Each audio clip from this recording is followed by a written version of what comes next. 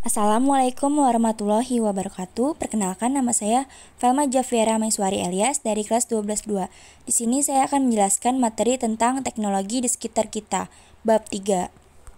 A. Ide pokok dan ide pendukung. 1. Ide pokok teks.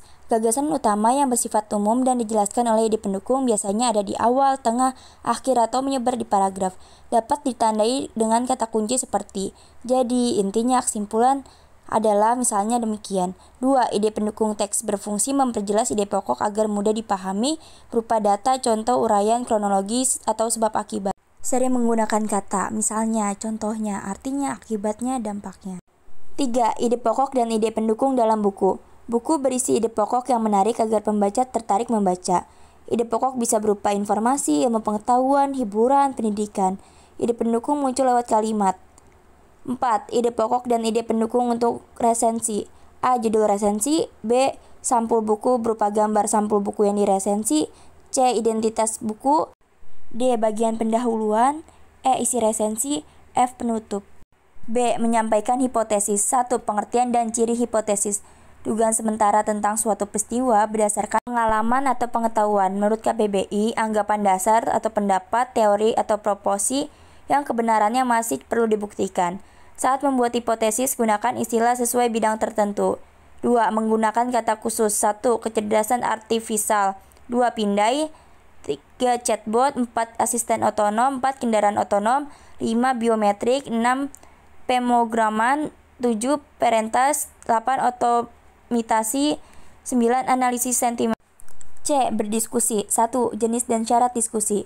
Diskusi bisa berupa kelompok, rapat, seminar. Syaratnya, ada masalah yang dibahas, moderator, peserta, serta hasil berupa kesepakatan atau simpulan. 2. Tahapan berdiskusi. 1. Menentukan peran, pembicara, moderator, penulis, peserta. 2. Menyusun masalah dan mencari solusi. 3. Peserta menyampaikan pendapat logis. 4. Moderator mencatat tanggapan dan kesimpulan. 5. Notula ditulis sebagai arsip. 3. Memberikan tanggapan dan mengajukan pertanyaan. Efektif, peserta harus menyampaikan pendapat secara objektif, logis, tidak emosional, dan dengan bahasa resmi. D. Menulis teks diskusi. 1. Ciri teks diskusi. A. Struktur terdiri atas isu atau permasalahan, argumen mendukung, argumen menentang, analisis dan refleksi, serta saran, simpulan, atau rekomendasi. B. Memuat informasi yang bersifat informatif, argumentatif. C. Ciri kebahasannya dominan menggunakan konjungsi intrakalimat dan antar kalimat, khususnya kata hubung perlawanan. Misalnya, tetapi, tapi, akan tetapi, tetapi, namun, sedangkan. Kata modalitas misalnya, harus, akan, ingin, mungkin, dan kata kerja aksi. Misalnya, menyebabkan, mengakibatkan.